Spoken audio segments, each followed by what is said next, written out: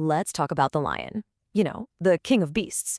It's this incredible symbol of power and royalty that we all just kind of accept. But have you ever really stopped and asked, why? What exactly earned this animal that crown? Well, today we're going to dig in and find out. So, what's the deal? Is it just the incredible mane? That fearsome roar that sends shivers down your spine? Or is there something more to this whole royal reputation? Let's get into it. Here's how we're going to break it down. We'll start with the legend itself, the whole idea of the king. Then we'll look at the anatomy that makes a lion a ruler. After that, we'll dive into its amazing senses, the social structure of the pride, and finally, we'll look at the lion's long, complicated relationship with us humans. Okay, so before we get into all of the teeth and claws, we have to understand the myth, the legend. See, the lion's royal status wasn't just handed to it. It was earned over thousands of years, and it's basically been etched into our collective memory. I mean, people see the lion as a strong and brave animal, a king over the world of beasts. And that's the key, right? It's not just about being another predator. It's about being seen as a sovereign, a true ruler. That perception of strength is the very foundation of its crown.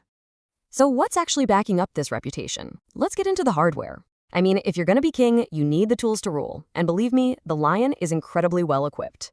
First off, let's just talk about sheer size. A full-grown male lion can weigh around 230 kilograms. To put that in perspective, that's like packing 3 average adult humans into one powerful, muscular predator. And the lioness?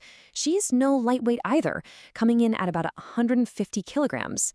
But that difference in weight between the male and the female, well, that's not just random. It's actually super important to how the whole pride works. See, that size difference is all about having different jobs to do. The male's extra bulk and muscle isn't really for hunting. It's for one thing, pure, raw power, designed to defend the pride's territory from any challenger that comes along.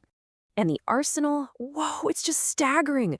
We're talking dagger-like canines, claws so sharp they can disembowel prey in a single swipe. Heck, even its tongue is a tool. It's rough and powerful enough to strip meat right off the bone. This animal is literally built for dominance, from head to tail. But okay, raw power is one thing. A true ruler needs an intelligence network, right? And the lion's intel comes from a set of incredibly sharp senses. You can almost think of this as the lion's commanding control center. It's got vision that can pierce the darkness, hearing so precise it can pick up the sound of prey moving through grass from way, way off. And that roar, that's not just noise.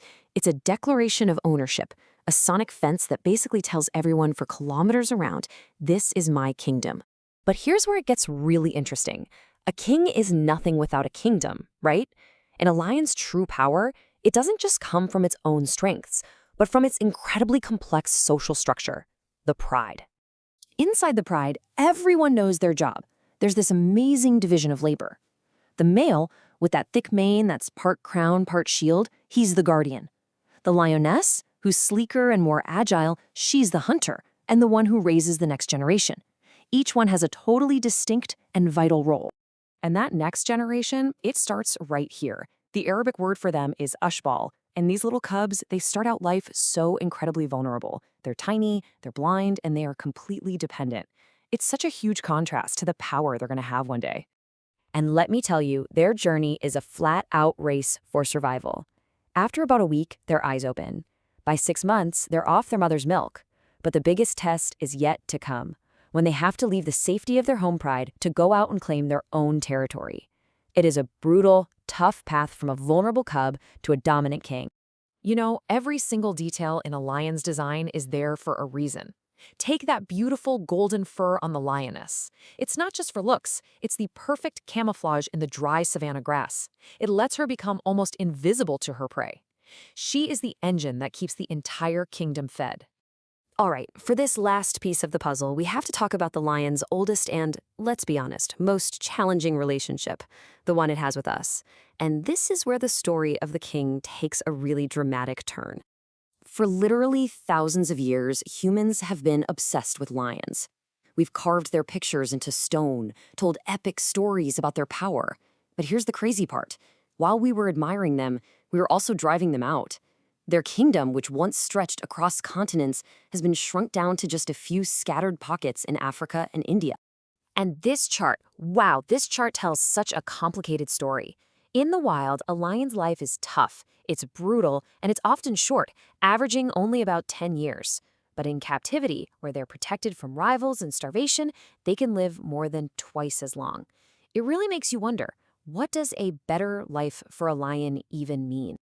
And it all leads to this pretty humbling conclusion. For all of its incredible physical power, the king of beasts was ultimately outmaneuvered by the human brain. We hunted them, we tamed them, we put them in zoos and circuses. It just goes to show you that the ultimate power on this planet isn't muscle, it's the mind. So the lion's crown, it turns out, is this incredible mix of anatomy, sharp senses, and a brilliant social strategy. But it's a crown that now sits pretty unsteadily on the king's head as its kingdom keeps shrinking. And I'll leave you with one final thought about the future of that kingdom. A lioness's pregnancy lasts just 3.5 months. That's a surprisingly short time to create new royalty in a world that might be running out of time.